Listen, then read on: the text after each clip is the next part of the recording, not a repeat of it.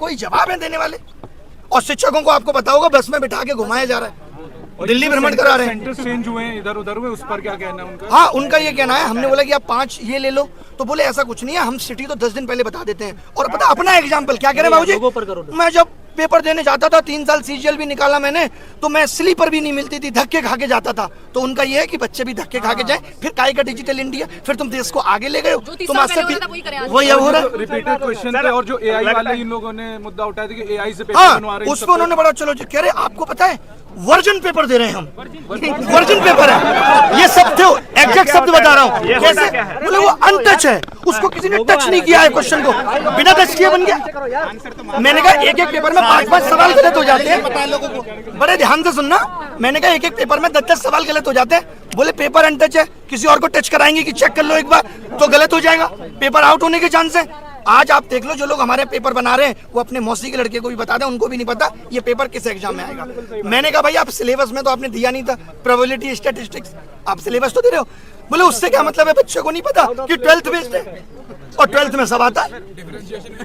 तो मैंने कहा आप ये भी लिख दो कि भाई 12th बेस्ड है, एनसीईआरटी पूछेंगे तो बोले लिख देंगे, ये इनडायरेक्टली तो लिखा हुआ ही है।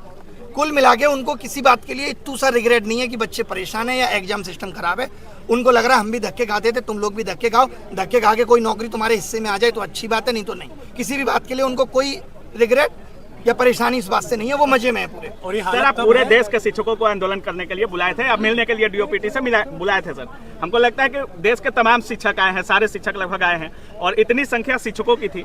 आज जो पूरा क्रम हुआ, जैसे प्रशासन का जो आप लोगों से बिहेवियर रहा, आप एसएससी चेयरमैन से भी मिलकर आ रहे हैं, आपको क्या लगता है जो ये पूरा हुआ? सुबह डीओपीटी वालों ने भी बोल दिया था कि मिलेंगे, फोन पे बात हो रही थी, बाकायदा नंबर आ रहे थे, ऐसे लग रहा था कितने सम्मान से बुलाया जा रहा है। तो आप सुबह से देख रहे हैं हर चीजों को सर, और पहले से भी लगे हुए हैं। कितना उम्मीद है कि आपके इस रिफॉर्म वाले आंदोलन से, इस मीटिंग से कुछ प्रभाव पड़ेगा या कुछ अंतर देखने को मिलेगा, कुछ सुधार होगा? जितना ज्यादा से ज्यादा बच्चा यहाँ के बैठेगा तो इस सिस्टम को ठीक करके ही जाएंगे, क्योंकि इतनी कमियां है ना। जैसे हमने बोला माउस और कीबोर्ड, हाँ ये मानते हैं थोड़ा माउस दिक्कत कर रहा है हर जगह माउस। हमने बोला एक बच्चा पीटा गया, बोला अच्छा बच्चा पीटा गया, वीडियो कहाँ दिखाइए, लिंक दे दिया कि भाई ये वीडियो है। उनको ये भी नहीं पता, वैसे उनको एक एक बात पता है, उनको हमारी वीडियो के एक एक शब्द पता है कि हम क्या बोलते हैं। उनको ये नहीं पता कि एक बच्चा पीटा गया है, बच्चों के साथ अभद्र व्यवहार हो रहा है। हमने कहा इन्विजिलेटर आप ऐसे ही रख ले रहे हो, बोले फिर कैसे रखें, चेक करने जाएंगे इन्विजिलेटर क्या करता था पहले, नहीं करता था। तो कुल मिला के सारे जवाब उलूल जुलूल थे और मीटिंग बहुत ही बर्बाद हुई। जो फीस लेते हैं वो किस बात की लेते हैं, अगर आप व्यवस्था ही नहीं करवा पा रहे हैं? फीस ले रहे हैं, गलत क्वेश्चन का पैसा ले रहे हैं, बस्ता रखने का पैसा ले रहे हैं, कह तो रहे हैं जो पैसा ले रहे हैं उससे रोडें बन रही है, आप तो देख ही रही हो। बच्चों की बेरोजगारी का रोड बनवाइए। एसएससी कमीशन को ये बोलना चाहिए कि गलत सवाल के आंसर का 100 रुपए आपकी रोड बनाने में लग रहा है। और सच में रोड भी सर रोड भी तो नहीं बन रहा है। धीरे धीरे इकट्ठे हो रहे हैं, पूरे देश से बच्चे को बुला रहे हैं, यहीं बैठेंगे जब तक ये सिस्टम सही नहीं हो जाता। सुबह तक डीओपीटी बहुत नॉर्मल था, बात करने में कोई दिक्कत नहीं हो, अचानक लग गई, कैसे इतने लोग आ गए, ये कैसे हो गया, हटाओ अब नहीं मिलेंगे, ईगो पे ले ली बात, वरना उससे पहले मिलने को तैयार थे। हाँ। सत्र चल रहा है, आप लोग अभी बवाल मत करिए। देखिए अभी संसद सत्र चलेगा, फिर 15 अगस्त आ जाएगा, उसके बाद दिवाली की छुट्टियां आ जाएंगी, फिर क्रिसमस आ जाएगा, फिर न्यू ईयर सेलिब्रेशन होगा, फिर मकर संक्रांति, फिर वैलेंटाइन डे, ये तो चलता ही रहेगा। समस्याओं का निदान होगा कब? उनका क्या होगा? ये सरकार की जिम्मेदारी नहीं है। सर जिनका लास्ट अटेम्प्ट है उनका क्या? लास्ट अटेम्प्ट पे मैंने पूछा कि आपके पास तो डीओपीटी से लेटर भी आ गया था, तो बोले उन्होंने यही तो कहा था कि इसको अग्रेसित करो, हमने कर दिया, रिजेक्ट कर दिया। अच्छा साहब बोले रिजेक्ट कर दिया। तो सर सीजीएल में होंगे क्या कुछ चेंजेस सर? कह रहे सीजीएल बहुत अच्छे से कराएंगे। सर कब कैसे डेट भी तो देते सर डेट भी तो देते। लगा तो उनकी बातों से पोस्टपोन होने वाली बात बट शायद ना हो, लगा है। लेकिन उन्होंने एक बात और कही, जब आप शुरुआत में आप लोगों ने वीडियो देखा होगा, उन्होंने कहा आंदोलन करने की जगह जंतर मंतर है, तो आप लोग जंतर मंतर आइए वहाँ नहीं। हाँ मतलब ये कि आप जंतर मंतर पे जाके बैठो, अभी आप यहाँ ज्यादा बैठने लगोगे, इनको लगेगा यहाँ बहुत ज्यादा भीड़ हो गई, तो यहाँ भी ये कहने लगेंगे अब यहाँ भी मत बैठो, तो आदमी कहाँ बैठे? सोशल मीडिया की आवाज आप सुन नहीं रहे। बच्चों के साथ जो अभद्रता की गई उसका क्या जवाब होगा? बहुत खराब है ये। लोग बच्चे छोड़िए, आप टीचर्स पे लाठीचार्ज, उनको गलत तरीके से जबरदस्ती बस में बिठा के ले जाना, ये कितना गलत है। और वहाँ पे क्या कर दिया था, टीचर ये कह रहे थे कि भाई 4 लोग हम में से डीओपीटी मिनिस्टर से मिलना चाहते हैं, लेकिन उनका ईगो आज इतना बड़ा है कि वो किसी से नहीं मिल सकते। बात भी नहीं सुनेंगे। मैं आप सबको कैमरे के माध्यम से बताना चाहता हूँ कि ये 1 साल की भर्तियां 3 लाख करोड़ का घोटाला है, और वक्त सबके प्रूफ दूंगा। 3 लाख करोड़ के घोटाले। आप क्या अपनी नौकरी से 50,000 रुपए की उम्मीद कर रहे हैं, जहाँ इतने बड़े बड़े स्कैम चल रहे हैं? ये एडिक्विटी का आना इतना आसान नहीं है। अच्छा, वो लोग शिक्षक का काम भी बता रहे हैं, वो कह रहे हैं आपका काम तो शिक्षा देना है, आप लोग आंदोलनकारी बन गए हैं। और जो बिना पढ़े लिखे नेता है वो शिक्षा पे पॉलिसी बना रहे हैं। ABCD नहीं आती बाबूजी को, राजस्थान के शिक्षा मंत्री बन के बैठे हैं।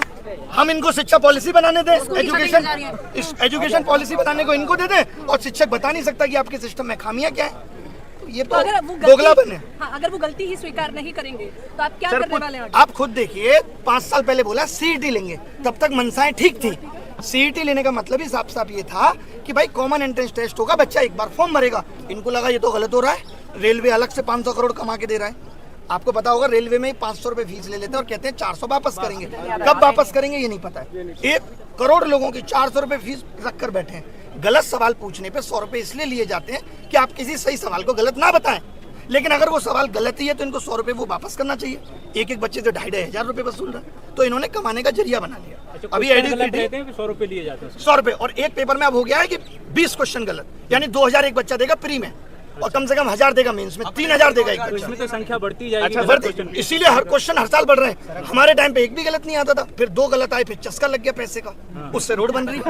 अच्छा सर, आप SSC चेयरमैन से मिले, कोई किसी और आयोग के चेयरमैन वगैरह से, जैसे आपका आंदोलन जो था या जो कह रहे थे DOPT से मिलने का मतलब इतना ही था कि हमें आप पूरे एग्जाम सिस्टम पे बताओ। हाँ। खाली SSC में ही नहीं, आप बाकी के एग्जाम सिस्टम पे भी बात करो। कुल मिला के बात यह है कि सरकार या उनके आयोग इस वक्त विफल हो रहे हैं, क्योंकि जैसे जैसे एस्पिरेंट की संख्या बढ़ी, इन लोगों ने अपने सिस्टम को अपडेट नहीं किया। आज ये आधार ऑथेंटिकेशन के लिए अलग कंपनी का सहारा ले रहे हैं, एग्जाम कंडक्ट कराने के लिए अलग कंपनी का सहारा ले रहे हैं, उसमें जो सर्वर सपोर्ट लग रही है वो अलग कंपनी की लग रही है। आगे आने वाले वक्त में करप्शन होगा तो आप यही नहीं पता लगा पाएंगे कि किस कंपनी ने लीक किया। शुरू में जब आपने बोला कि हम माथा टेकेंगे गुरुद्वारा में, तो वहाँ जितने शिक्षक जा रहे थे वो उनका कहना था कि वहाँ खोज रहे हैं कि अभिनय शर्मा कौन है। मतलब वही गुरुद्वारा में माथा टेकना जितना मुश्किल हो गया है कि टीचर जाके 50-60 गुरुद्वारे में आपको क्यों खोज रहे थे लोग? सर ने सबको एकजुट किया, क्योंकि ये सबको पहली बार हुआ बुलाया और हमने आह्वान किया। एकजुट आपने किया। वही क्या कर लेंगे इससे, मुझे खोजने से क्या, मैं तो हर जगह अवेलेबल हूँ। डिटेन कर लिया गया, आप कैसे बच गए सर? बाल बांका कर ले, मैं तो कह के आया था। मैं कौन है वो जो भागता है? मिल्खा सिंह से तेज भागता हूँ मैं। अभिनय सर जी जिंदाबाद। ये मत करो प्लीज, मत करो। हम लोगों को शांति से यहाँ बैठना है, शांति से यहाँ बैठना है। जब तक बैठना है, जब तक मांगे नहीं मानी जाएंगी। और पूरे देश के युवा को बुलाना है। कमाल की बात यह है कि सब लोग आ जाए, चाहे वो रेलवे। 7 साल से शिक्षक भर्ती नहीं आई, बताओ। बेटा है देर की बातचीत में कहीं आपको लगा कि मतलब सर मोदी जी को ढीला करना है। कहीं नहीं, कोई भी ऐसा आश्वासन नहीं था जो ठीक मिला है। टोटल इलॉजिकल थी। उनको अपना बताना था हम 16 घंटे काम कर रहे हैं, 8 घंटे सो रहे हैं। फिर ध्यान में आया उनको, नहीं 2 घंटे तो और भी कुछ कर रहे हैं। फिर बोले 14 घंटे काम कर रहे हैं। तो उन्होंने बस यही दिखाया हम बहुत काम कर रहे हैं बच्चों के लिए, हर एक बच्चे की समस्या को सुन रहे हैं, हर एक बच्चे की समस्या का निदान करने की कोशिश कर रहे हैं। कुल मिला के सरकार, एजेंसी और आयोग तीनों मिले हुए हैं और सबका एक ही उद्देश्य है, किस तरीके से युवाओं से पैसा वसूला जाए। अच्छा, आप देखो, आप ये आरोप भी लगा कि आप